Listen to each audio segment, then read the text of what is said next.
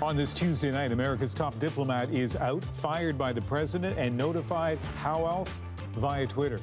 A new Secretary of State often means a new approach to foreign policy. From North Korea to NAFTA, there is a lot at stake.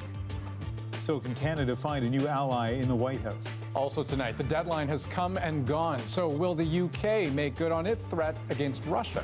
And the global water crisis, our special series looks at what Canada is doing to keep our taps from running dry. The National starts now.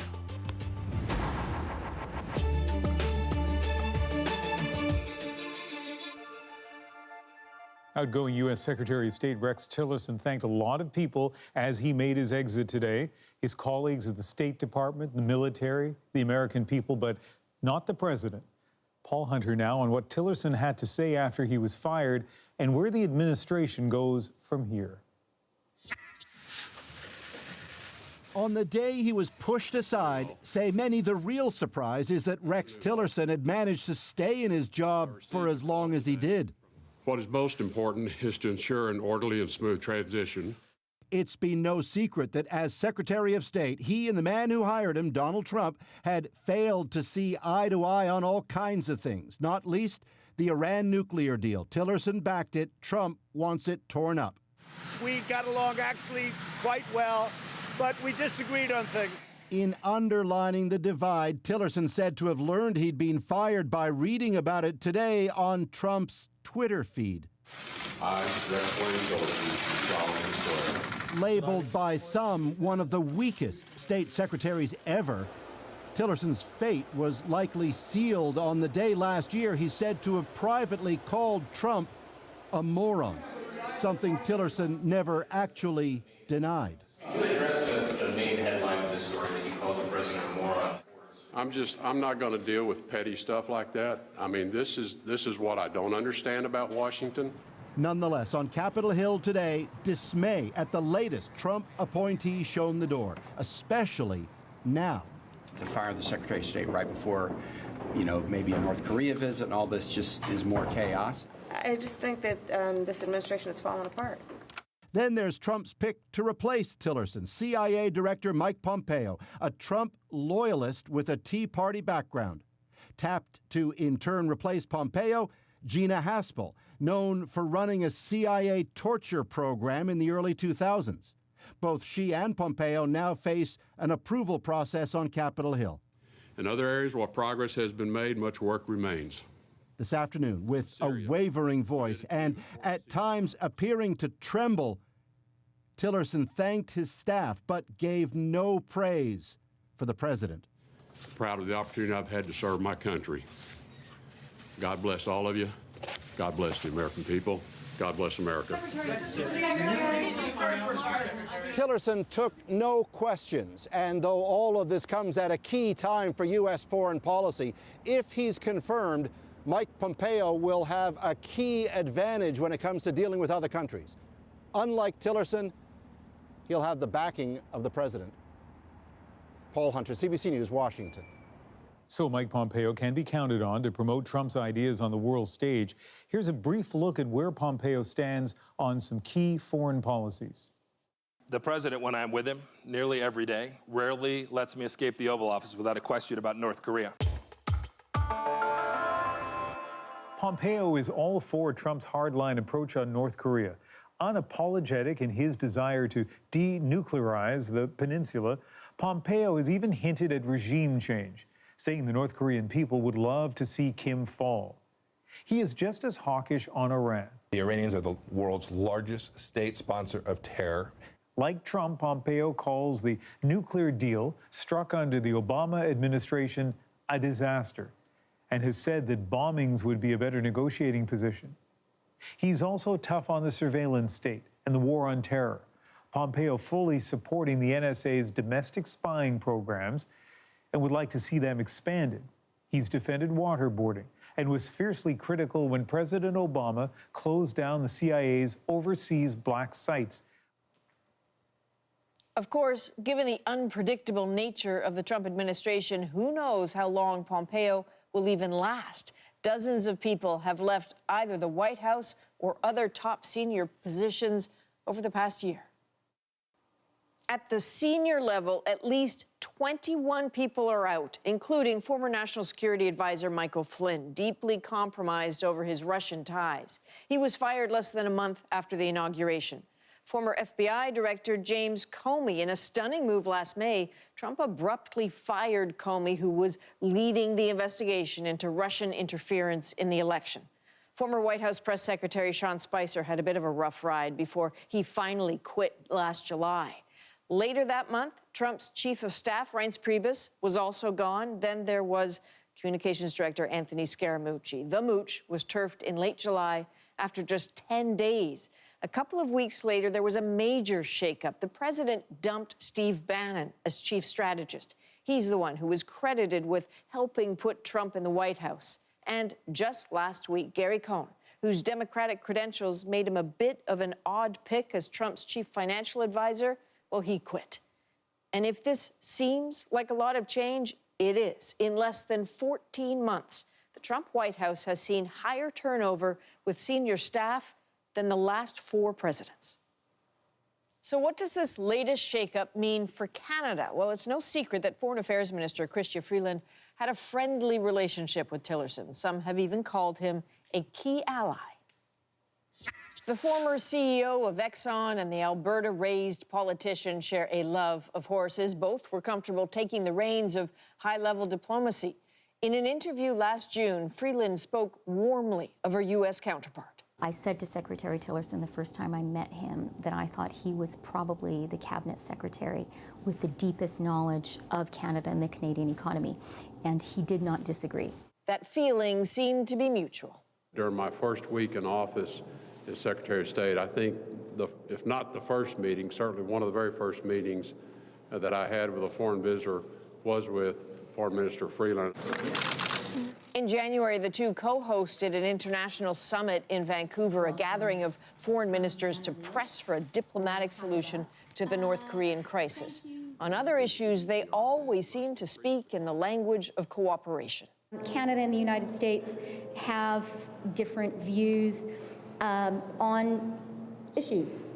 And I think that we have a strong enough relationship, both our two countries and Rex and I personally, that we're able to be candid about those differences and explain them to one another. And when Tillerson said he was unaware of Donald Trump's decision to meet with the North Korean leader, Freeland sounded almost sympathetic. I think Rex's comment speaks for itself when it points to a certain spontaneity in U.S. foreign policy at the moment. So a good working relationship between Canada and the United States is suddenly more complicated with the president's firing of his top diplomat.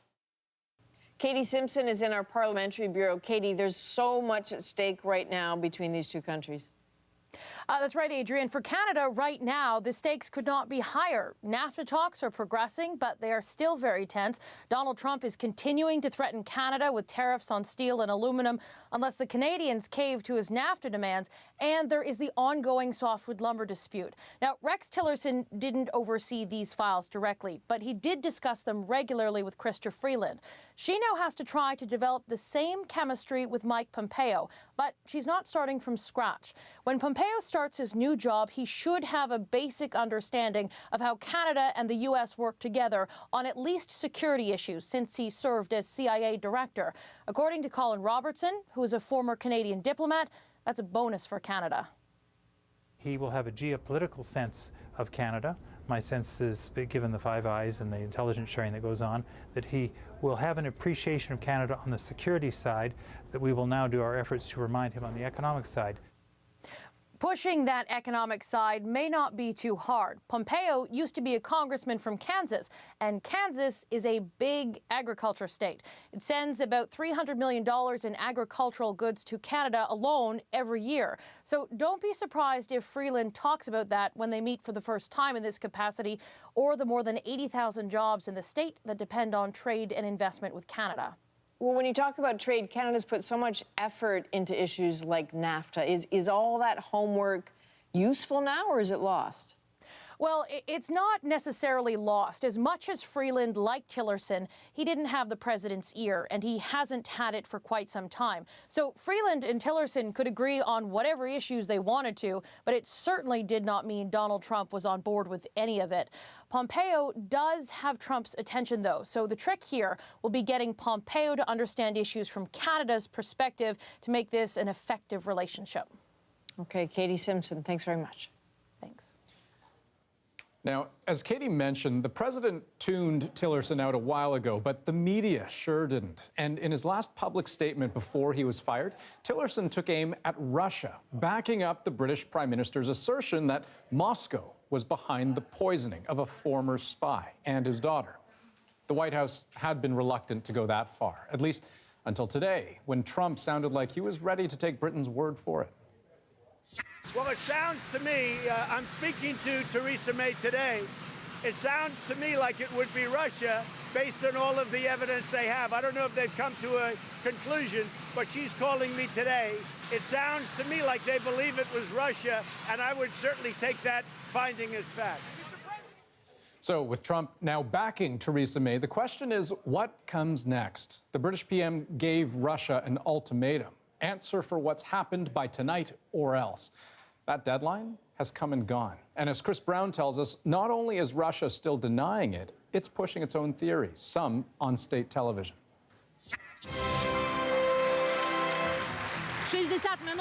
Faced with the accusation Russia used a chemical weapon to try to commit murder on foreign soil, Russia's influential state TV programs went on the attack today. There's no proof, but it's enough for Britain to practically declare war on us, said one of the hosts. Under the law of Russophobia, anything goes, said conservative Alexander Romanovich. Among the more popular conspiracy theories here, Britain wants to make trouble for Vladimir Putin on the eve of Sunday's presidential election.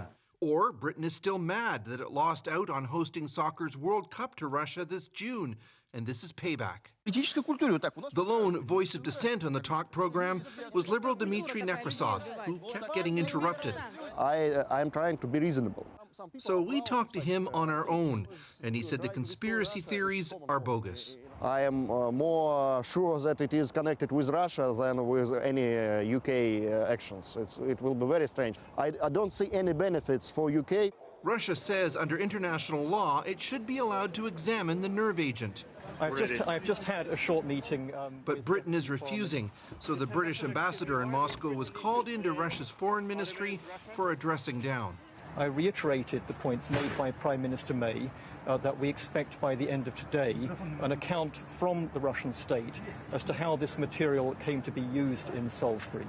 But Russia is not conceding anything, so the next move appears to be back to Britain and the decision over how to retaliate.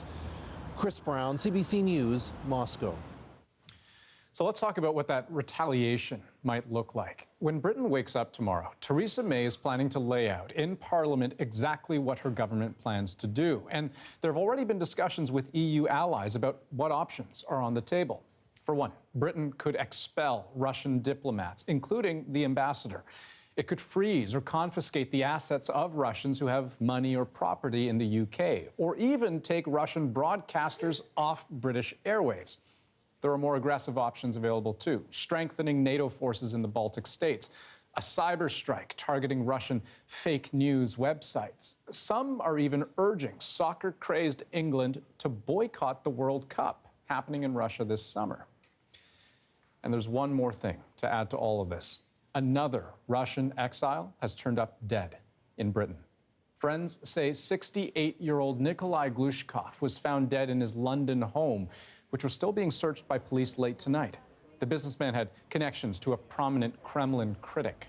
At this point, police say there's no evidence connecting Glushkov's death to the poisoning of Sergei and Yulia Skripal, and it's not clear how he died. But Britain has now ordered an official inquiry into more than a dozen other mysterious deaths of Russians in Britain in recent years. Okay, back now to Canada. The Prime Minister continuing his tour, hoping to reassure workers who could be caught in the middle of a trade war, Ian. Andrew, the message from Prime Minister Trudeau is that he will defend Canada's steel and aluminum industries in the face of protectionist U.S. threats. My focus today is very much on standing up for workers here in Hamilton and across the country. I'm very much focused on our relationship with the United States. So in Hamilton, he was telling steel workers that Ottawa is putting their interests first, resisting pressure from Washington to link steel and aluminum import exemptions with ongoing NAFTA talks. But these days, it would seem Steeltown can fight its own battles. Hamilton has a booming economy, rock-bottom unemployment rates, and they don't appear overly worried. As Aaron Saltzman found, their reputation may be forged in steel, but they're less dependent on it than you might think.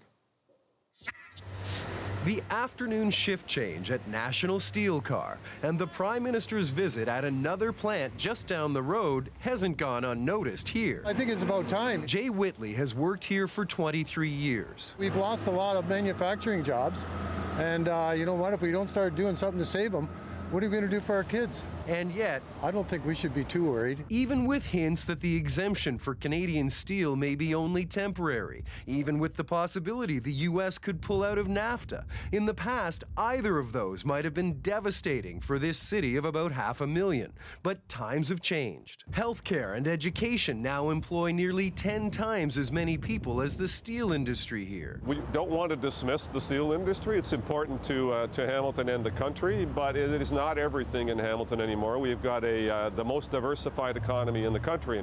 And the economy is booming. Housing starts are up. Unemployment is down. One of the lowest rates of any city in the country. In what was once a seedy downtown strip, there are now hip restaurants and brew pubs. So how long has this been here? Let me walk this way. That's at least three weeks now, yeah. At Peter's Paint and Body Shop, it can take more than a month to get a bumper punched out. Cars are stacking up because there's nobody to fix them. Businesses like this, the problem is getting tradespeople. We need more people, yeah, especially young people. The show of support from the Prime Minister is nice, he says, but not desperately needed. I look at it as a photo op. I don't look at it that something's going to happen, that there's some great big announcement. Back at National Steel, other workers also shrug off the possibility of protectionist threats. How's business? How's work here? It's good. Busy now. You doing okay? Yeah. Not too worried? No worry. No, it's okay. Thank you. Thanks a lot. Because in this city right now, it seems, it's not saving jobs they need help with, it's filling them. Aaron Saltzman, CBC News, Hamilton. And here's a look at what else we're working on tonight on The National. Self-driving cars, virtual reality, smart homes. It's all next-level tech that needs next-level internet access. We'll look at the race to provide it. Plus, on the eve of nationwide walkouts to call for gun control, a solemn protest outside the U.S. Capitol. We'll take you there. And we continue our special CBC News series. Yesterday, we brought you the story of Cape Town, the city running out of water. Tonight, what's happening here? So what we're seeing in Cape Town this year, could that happen here? That kind of extreme water shortage hasn't happened here, but it's not impossible that it can.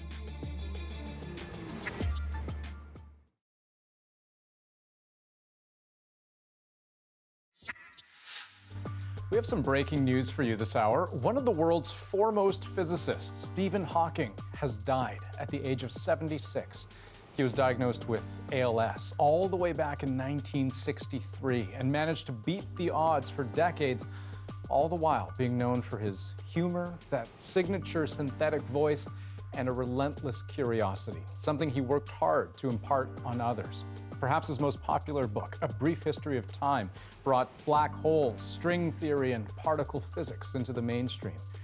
In a statement tonight, Hawking's 3 children said this: "He was a great scientist and an extraordinary man whose work and legacy will live on for many years. His courage and persistence with his brilliance and humor inspired people across the world. He once said, 'It would not be much of a universe if it wasn't home to the people you love.' We will miss him forever." I want to play for you a short excerpt of an interview Hawking did with CBC back in 1998. At the time, he was in his 50s, and by then, well established as one of the world's most gifted physicists. He was asked during that interview about his ALS diagnosis in his early 20s and how that may have affected his work. Fact: ALS had very little effect on how my career developed. I had already started research in cosmology and theoretical physics when I was diagnosed with ALS at the age of 21. It was very fortunate I had made that choice. Theoretical physics is all in the mind, so ALS was not a serious handicap. But it would have prevented me from doing almost anything else. And we are going to hear more from Hawking later in the program. I've heard, Connor, the job you're running for is the House of Representatives. So if you get down there, do the job. Do the job. And a dramatic end to a high-stakes special election today in Pennsylvania. That was Democratic candidate Connor Lamb claiming victory in the race for a U.S. House of Representatives seat. But his Republican rival, Rick Saccone, ended the night saying he's not throwing in the towel yet.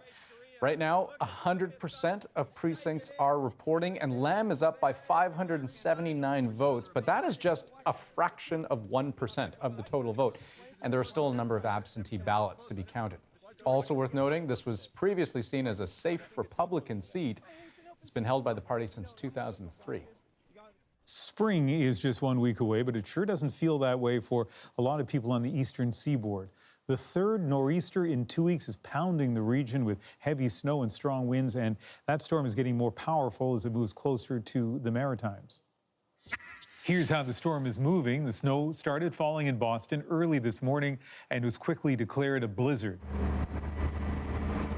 Everyone was told to stay off the roads. Drivers who weren't slipping and sliding were stuck digging out. And even though they couldn't shovel fast enough, it seems many Bostonians were taking it in stride. Well, it's not hot. You know, I mean, I have gloves and a hat on, but no, my legs are, I have fur, so it's pretty good. I'll have to shovel my legs later on. Some even taking advantage of the conditions. My gym is closed, so I need to get some exercise today. Trees and power lines that were down knocked out electricity, and a snow emergency is in effect. By the time it's over, parts of the state could see more than half a meter, up to 2 feet of snow. Moving further up the coast in parts of Maine, it's wind that has people worried. They're still recovering from the last nor'easter, which ripped up roads and knocked some homes off their foundations. Now, facing gusts of more than 100 kilometers an hour, they're worried about even more damage. And the storm, of course, is taking aim at Canada. Some parts of the Maritimes could see up to 40 centimeters of snow, high winds, and a storm surge. Still ahead on the national, 7,000 pairs of shoes, one powerful message outside the U.S. Capitol building. We'll take you to the scene of a moving protest against gun violence in Washington. Plus, as we reach the limit of what our tech can do for us, we dive into the global race to unlock faster internet speeds. Television took, 30 years to have a television in every household. The mobile for internet took, 12 years. Mobile phones took 5 years. Pokemon Go took 12 days to be in the hands of millions of people. This technology is really increasing faster and faster. And, without 5G, this doesn't happen.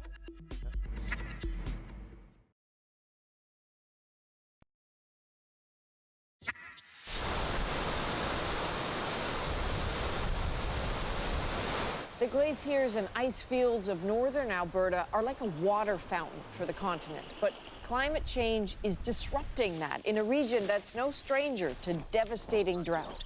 Now, the next time it comes around, we've got this much larger population base, much more water demand. On top of that, we have less glacier ice in the mountains than we used to have to provide that buffer.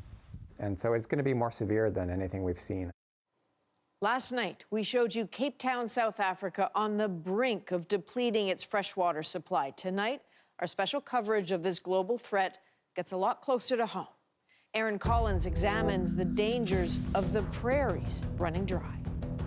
The snow builds up and the soil moisture changes. Finding snow in the Rockies isn't hard this time of year. It's pretty much everywhere.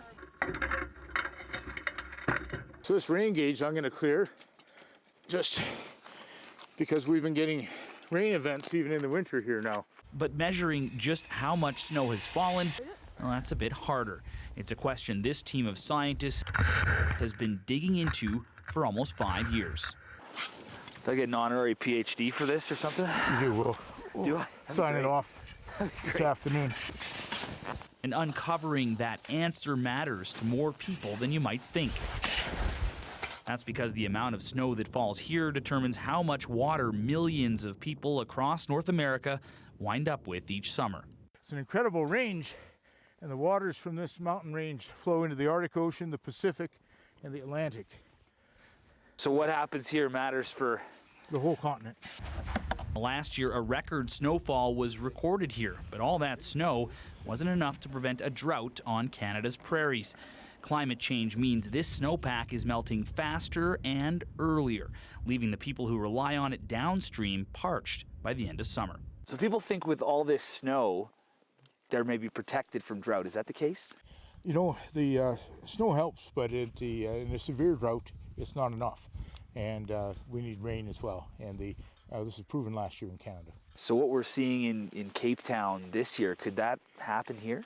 That kind of extreme water shortage hasn't happened here, but it's not impossible that it can under an exceptionally severe drought condition. That's scary news as parts of the southern prairies brace for what could be their second drought year in a row.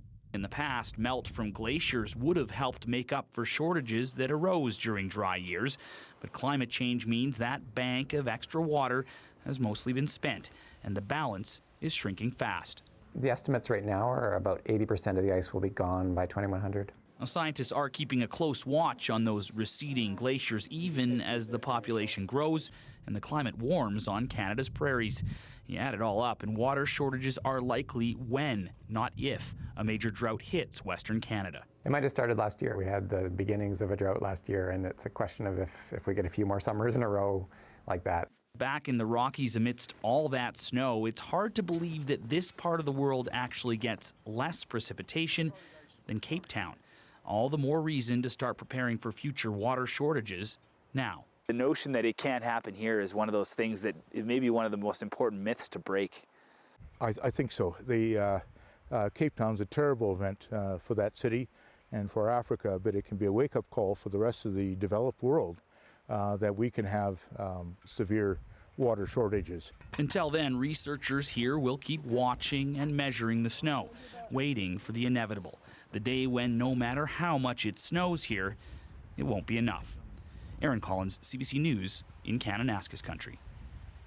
And our CBC meteorologist, Johanna Wagstaff, joins me now. Johanna, we just heard about water concerns on the prairies. You've obviously been following the situation in Vancouver for a while now, although it's strange to even think of it as a situation. Anyone who has lived there or been there just immediately associates the place with water. So what is the problem?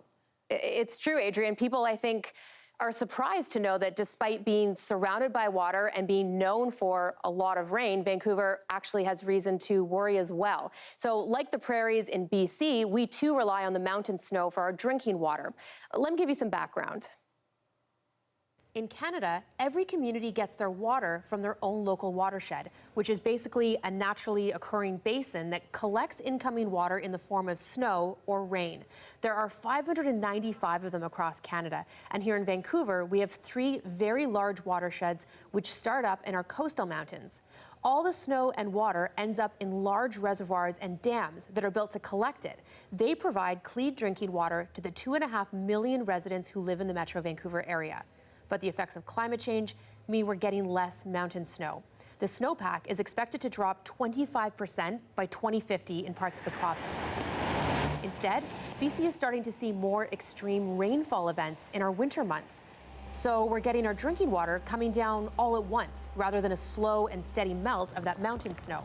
Not only is that a trend that's expected to get worse, it's a lot harder to capture that volume of water. At the same time, drought conditions are becoming more common in our summers. Add to that a growing population and more demand from industry. And in the last few summers, Vancouver residents have had to start conserving water. Okay, so conservation is always smart, but is anything else being proposed? Well, the good news is that there are a number of different solutions out there. Take a look at this. To get an idea of what might work, we flew over one of Vancouver's watersheds with the team that monitors the snow levels and the changes we've already been seeing. One solution has to do with infrastructure. The reservoirs and dams that currently store and control all of our trickle-down water could be updated by building more dams or making the reservoirs bigger and deeper to allow us to store more of that rainfall that's coming quickly instead of the slow melt snow. And right now, the outflow valves aren't positioned at the very bottom of the reservoirs. If we made them lower, we could have access to all that water in the reservoirs during very dry years. Until now, the reservoirs have only dipped to just below half, but that's still concerning. The downside, of course, is that replacing aging infrastructure costs a lot of money, and there are concerns it could have an impact on ecosystems and wildlife. Adrian, in the end, what it will really come down to is better water conservation from everyone in BC and beyond. Our water resources may be the envy of the world, but we are the second biggest water users per capita after the Americans. Experts say our restrictions are not strong enough. So it could mean in the future we have to change the way we think about water, and we may find ourselves using a lot less of it. Okay, Johanna, thanks very much. You're welcome. We always try to look for solutions when pointing out problems. So tomorrow, Margaret Evans takes you back to Cape Town, where a resourceful woman is already setting up for the worst. You've got our main water tank, 1,000 litre. It's full. It feels such a good feeling. You can feel the water's cool. The water she collects washes clothes and dishes, and her soap is probiotic, so she can use leftover water on the plants in the garden. Her story tomorrow on The National.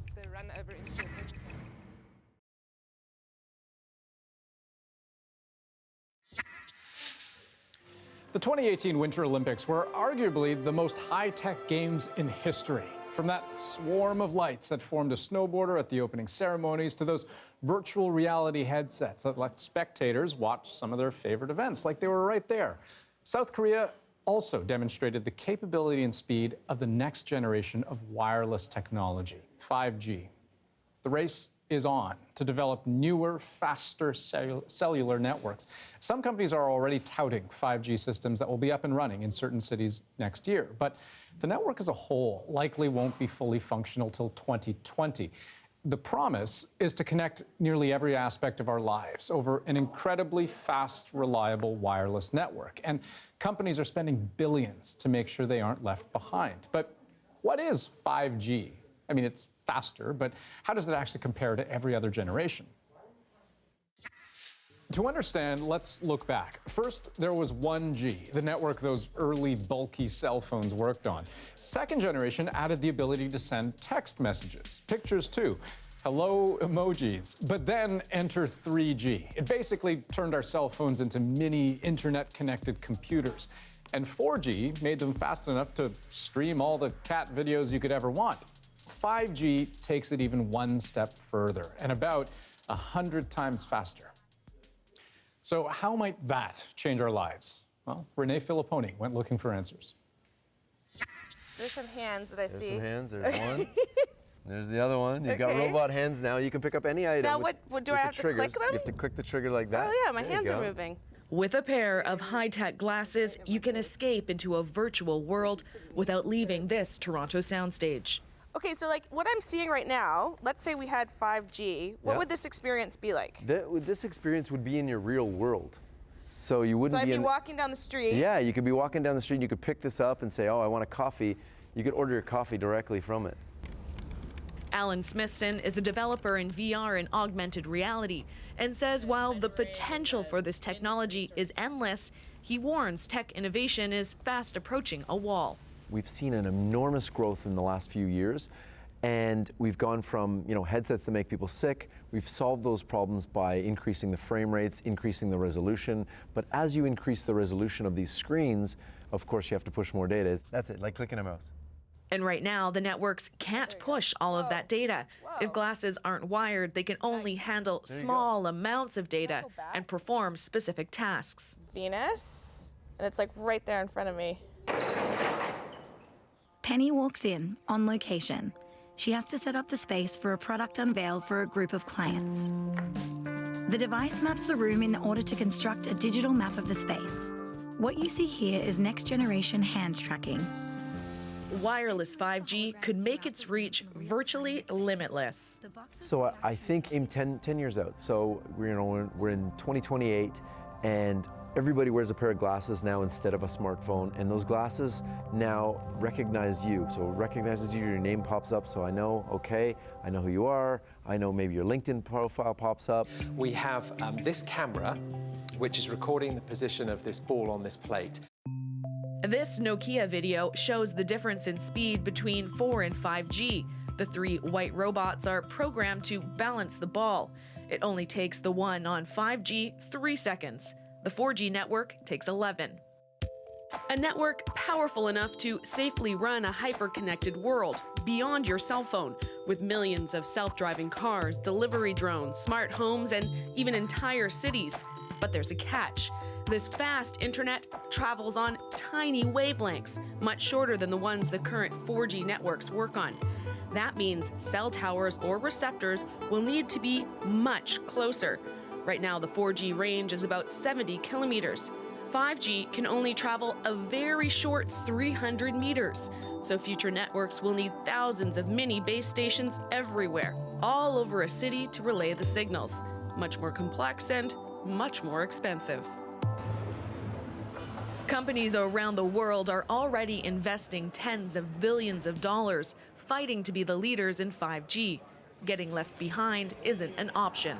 All else being equal, none of the Canadian players are all that much more ahead or behind, than others. In the beginning, for the average cell phone user, 5G will mean access to a lot more data.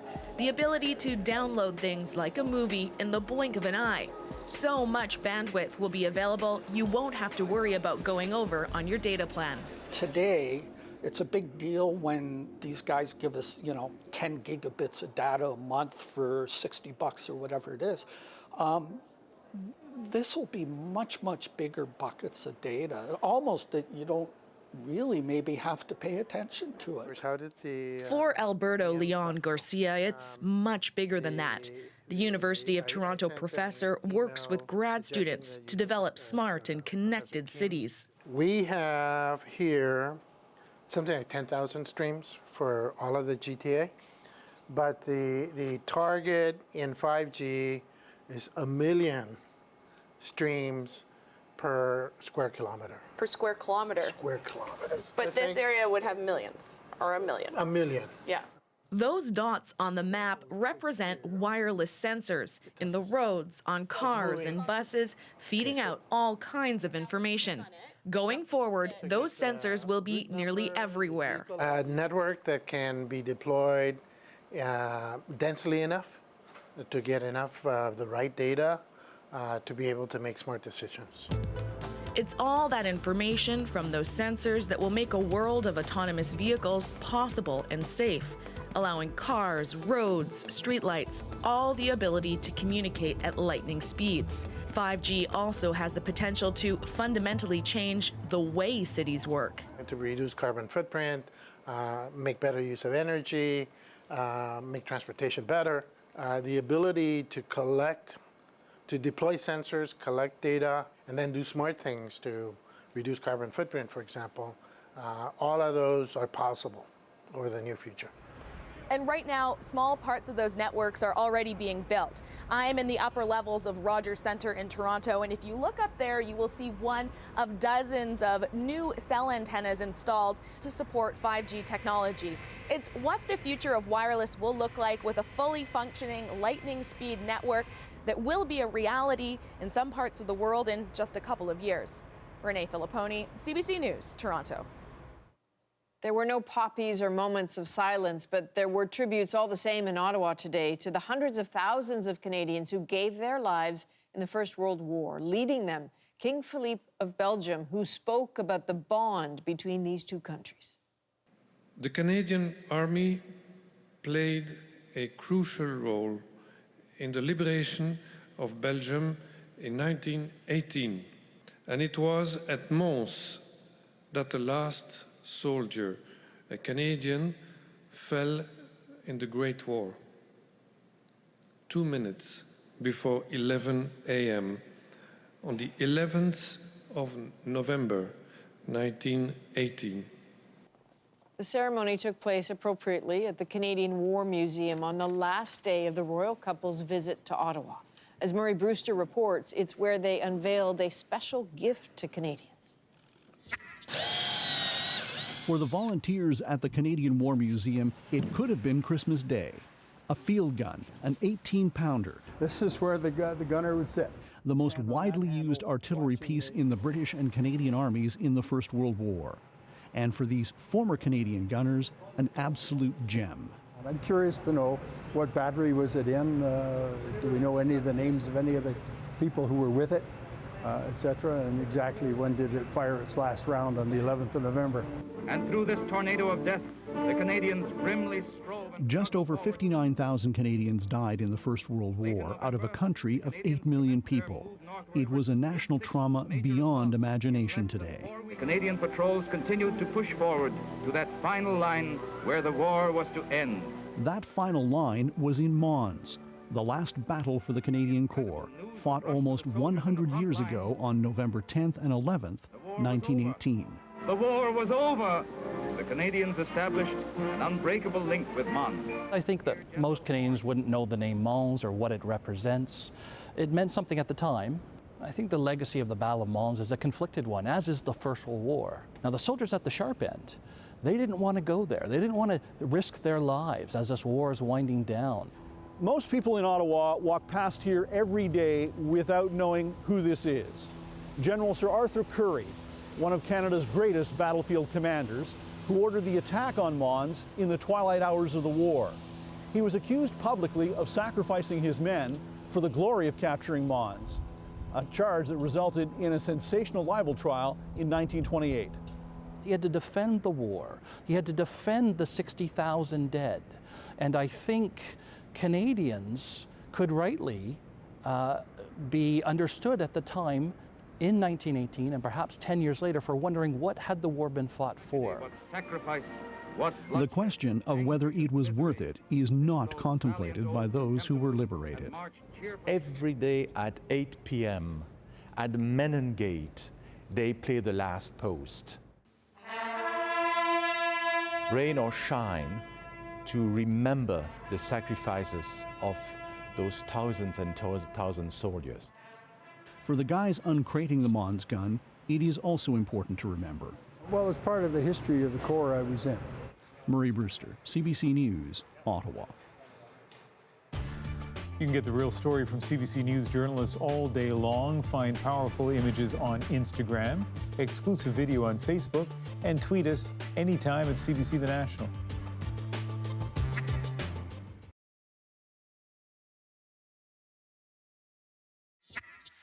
The world is paying tribute tonight to one of the planet's preeminent physicists. Stephen Hawking has died at the age of 76. For decades, he'd beaten the odds, surviving ALS, but he's also had around-the-clock care, and his family issued a statement late this evening announcing he had passed on.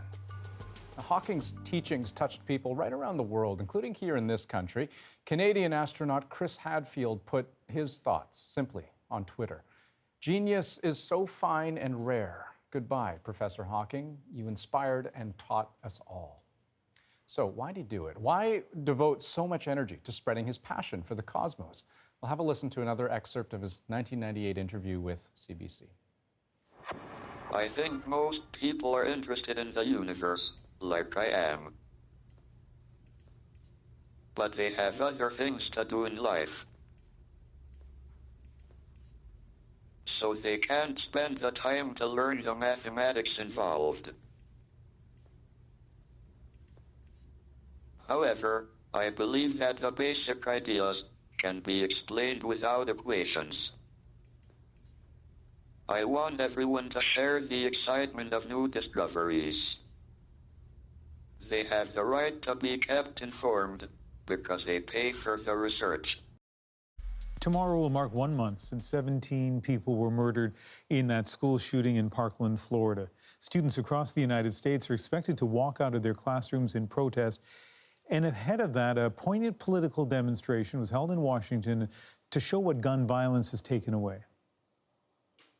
7,000 pairs of shoes lined up the southeast lawn of the U.S. Capitol building, one for each son or daughter killed by gun violence since the Sandy Hook shooting. We've gathered some of the stories behind those shoes, and that is our moment of the day. I think it showed us the power of an empty pair of shoes.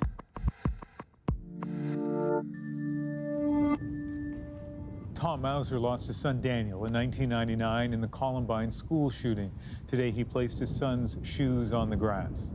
A number of weeks after Daniel was killed, we were clearing out some of his effects in his room, and I came across a pair of shoes and realized that he had the same shoe size that I did. So it then started occurring to me that it was very symbolic that I could now wear his shoes. Andy and Barbara Parker's daughter, Allison, a reporter, was shot and killed during a live broadcast in 2015. They, like many parents, have turned their grief into activism. Well, we got involved right off the bat, especially Andy, the day that she was killed. That night, you're in shock. You're first you go through, shock, grief, and then I was really pissed that this could continue to happen. Their message today, not one more. We have students today, they're seeing Columbine with something in their history books now. You got to vote, and you got to put pressure on the elected officials. They hope the image of empty shoes on the Hill will resonate with parents across the country. I brought my daughter's shoes here today, and when I look at them, I think about the fact that she's outgrowing them. At the same time, I know that tomorrow her preschool is doing an active shooter drill, and I live with that reality when I drop her off at school. I think parents across the country are fed up with that. And one of the really striking things about this, the organizers were saying how individual shoes can be, because it wasn't just shoes out there. There were ballet slippers there, roller skates there, each display telling its own story. And that walkout they talked about, so that happens tomorrow at 10 a.m. across some 2,500 schools in the U.S., and it's a walkout for 17 minutes, which is supposed to represent 1 minute for every one of the 17 people murdered in Parkland. All right, well, that is the National for Tuesday, March the 13th. Good night. Good night. Good night.